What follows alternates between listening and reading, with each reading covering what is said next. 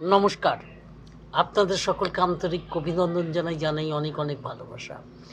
আজকে কেন জানি না একটুখানি রাজনৈতিক দিকে আলোচনা করতে যাচ্ছি, কিন্তু মনটি বেশ আতঙ্কগ্রস্ত হয়ে আছে বলতে পারি।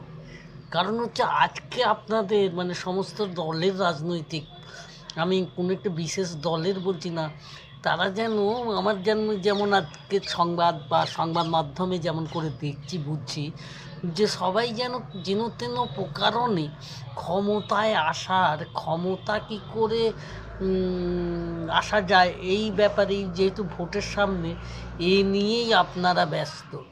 গরিব মানুষ কেমন করে থাকবে, গরিব মানুষের কি হবে, গরিব মানুষগুলো আসলে সত্যি সত্যি তারা মর্যাদা অধিকার পাবে কি না, এ ব্যাপারে আপনারা চিন্তিত বলে মনে হয়নি আমার যেটা দেখছি। কেউ কেউ দেখাচ্ছেন যে আমি সব বিশেষ বিশেষ ভর্তুকি দেবো, এই মহিলাদের এই নানা এই ভাণ্ডার ওই ভাণ্ডার এই সব দিয়ে ভর্তুকি দেবো।